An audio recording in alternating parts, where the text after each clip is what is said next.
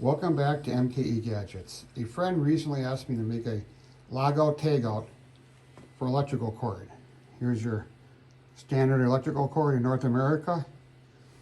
And lockout tagout is if someone's working on a piece of equipment, they unplug it and they place a lock over this so no one can accidentally plug it in and get hurt the person working on the machine, hurt the machine, or hurt themselves.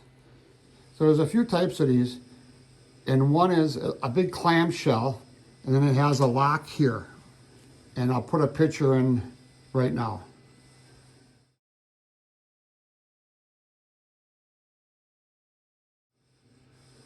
And we're back from that picture.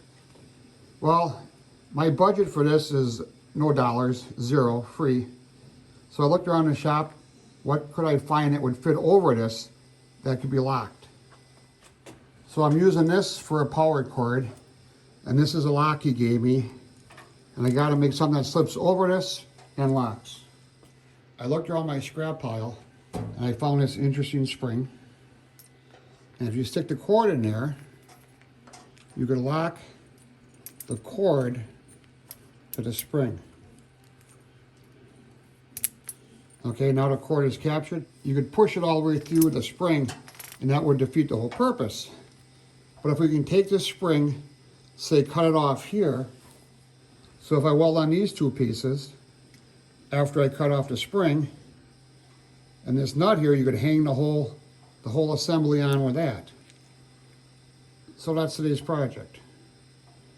So first thing we're going to do, we're going to cut this off, weld these two together, weld it to the spring, and we'll be done. So I took a marker and I put a little line there. This is the spring I want to cut. I'm using a diamond wheel on my angle grinder. He's been working out real nice. I got this a few years ago at FabTech as a sample. I've been using it ever since. So this is my favorite part of the day. Making sparks, making chips, making fire. Doesn't matter as long as you're making something. Some hearing protection.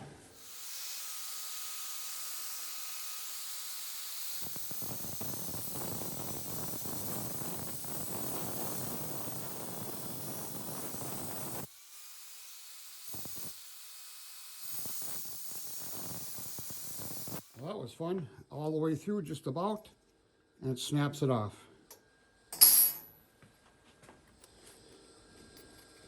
So the spring's cut off.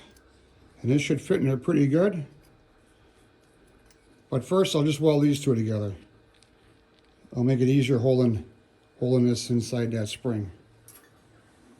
I've been spraying this anti-spatter down on the table before. It's from KT Industries, pound sign not sponsored. This should make it easier to clean all the little BBs off the weld table when I'm done, I hope.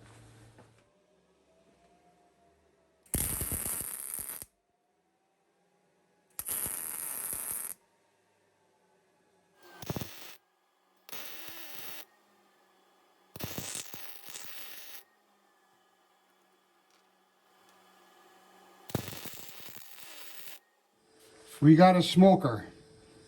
Let that smoke off and cool off before we add it to the spring. So once again, I'm using some of my Fireball Tools shims. They're magnetic. They come in all different sizes. And I don't want to get any splatter on the magnet, so I'm going to hit it with the Yen anti-splatter. This is held kind of shaky here, so hopefully it doesn't move on me. Everything ready to go? Let's make some sparks.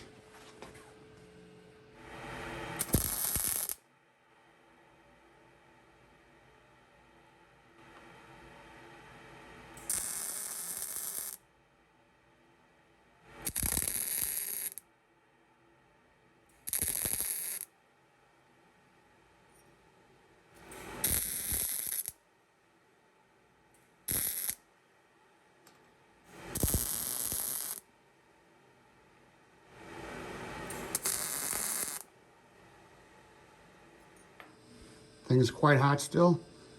But like I say, sometimes, not bad for a hobbyist welder. We'll let this cool all the way down, and we'll see how the cord fits in here. Well, with the lockout tagout all finished, cooled off, we can stick our cord in there, apply a lock,